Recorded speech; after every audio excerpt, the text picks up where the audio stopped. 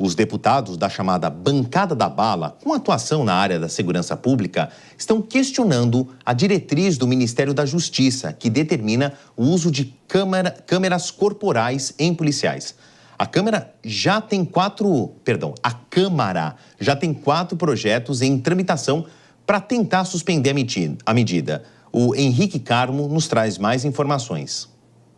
Já estão em tramitação na Câmara dos Deputados 4 projetos de decreto legislativo que querem suspender a portaria que estabelece diretrizes para o uso de câmeras corporais por policiais em todo o país. A medida apresentada pelo Ministério da Justiça e Segurança Pública na última terça-feira estabelece regras para que agentes de segurança pública possam usar o equipamento.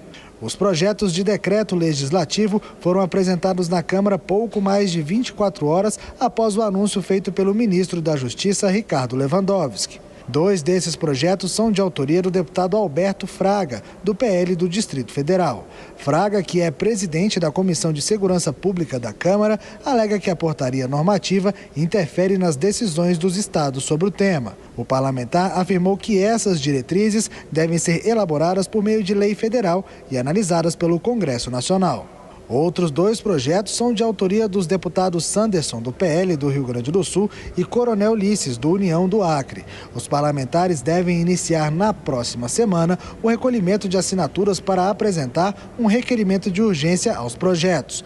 A portaria do Ministério da Justiça prevê diretrizes tanto para o acionamento quanto para situações em que o equipamento deverá estar obrigatoriamente ligado. Ao todo, em 16 situações, o policial deverá estar com a câmera corporal acionada.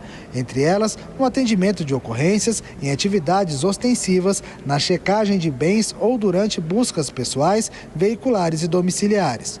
Além disso, durante operações para o controle de manifestações e no cumprimento de mandados judiciais, os agentes deverão manter o equipamento gravando. A portaria também determina que os estados poderão utilizar recursos de fundos da União para a compra das câmeras corporais.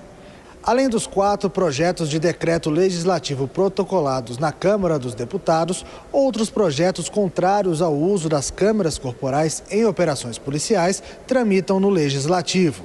Um projeto de lei do ano passado quer proibir a exigência de câmeras em fardas de policiais militares enquanto o sistema não for implementado para os demais servidores públicos civis ou militares.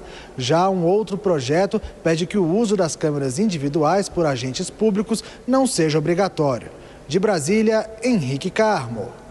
Se a notícia por si só é muito complicada, imagina nas entrelinhas. Por isso eu preciso da ajuda tanto da Dora quanto do Vilela. Eu vou começar pela Dora. Dora, a gente está vendo claramente uma queda de braço, mas agora envolvendo a segurança pública. Não é apenas uma briga entre partidos e aí você tem ou diretrizes políticas ou uma orientação ideológica partidária.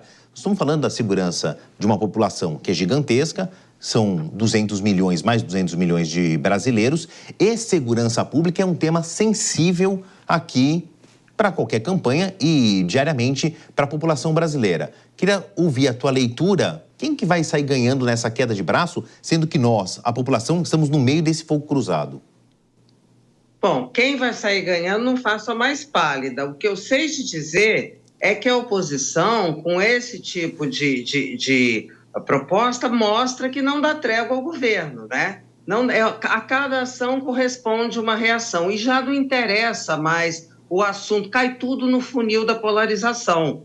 Então, o presidente Lula não estava acostumado com isso, porque era o PT que fazia oposição aguerrida, lembra? Nos 2 primeiros governos, o Lula teve uma oposição que eu chamo de vestida de veludo, né? Amigável no PSDB. Agora a coisa mudou, não é? Então, por isso as derrotas. E aí, principalmente nas pautas de caráter que assumem um caráter ideológico, né? Como esse caso. Eu digo assume porque, na realidade, não deveria ter, porque é como você disse, é uma questão que diz respeito à vida das pessoas. E aí vida não quer dizer só, não é sinônimo de cotidiano. Vida é vida mesmo, né? Vida, morte, é isso. Então, mas isso em tempos normais. a gente deveria adotar esse tipo de critério, né? Digamos assim, técnico, só que a gente não vive tempos normais. Isto é que complica tudo. Feita a parte de análise política da Dora, Vilela, trazendo isso para a esfera jurídica, não do judiciário, mas sim jurídica, eu entendo que é uma faca de dois gumes, né? Por um lado, pode inocentar um policial acusado de uma má conduta, por outro lado, pode mostrar excesso das forças policiais. E aí a gente tem discursos completamente antagônicos.